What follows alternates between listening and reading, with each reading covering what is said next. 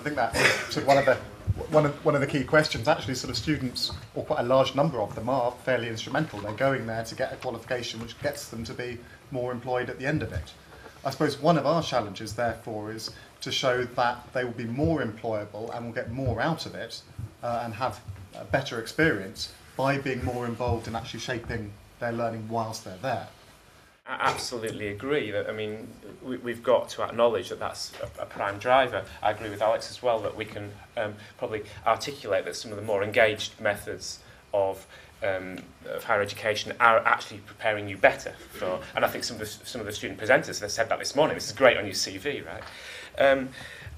I do think it's important for us to give students the opportunity to think critically about what that work means, what career means, and so on. And if universities are not about getting students to think critically about stuff, then I don't think they're about anything. So yes, let's help students prepare for career, whatever that means, but let's prepare them in a way that they can do that well informed and critically. And in terms of sort of taking on board the views of employers and people who want to be employed, I can't remember who this was, but was talking to me recently and said that they consulted some employers about what should be in the course. And this particular group of employers said, no, we want you to tell us what we should be looking for in the graduates we take on. And I thought that's really interesting. That they were expecting universities to be ahead of the game, not following. And I'm not saying that all employers are like that.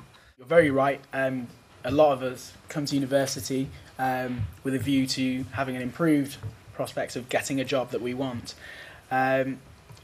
Recent studies that came out from, I think it was the Office of National Statistics or some careers body, was recently on the news, was that graduates are now settling for more unskilled work.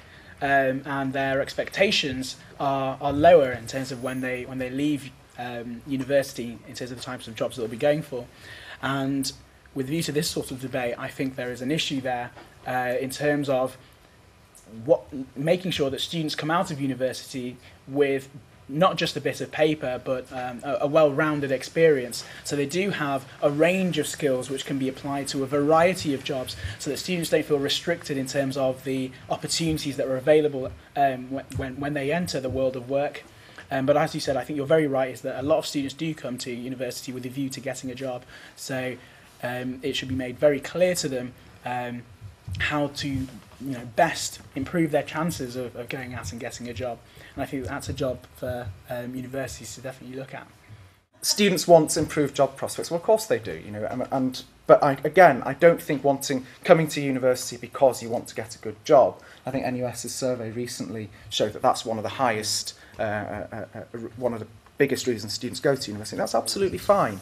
But also, that's not, same as discussion I was having before, it's not mutually exclusive to be a self-directed learner and wanting good job prospects. If you look at some of the subjects that have the richest and longest history of allowing students peer assessment, peer feedback, self-directed learning, such as medicine and dentistry, have a long and rich history of doing these things. And those are degree qualifications that lead directly to a good job at the end. So they're not mutually exclusive, and I think you can do both.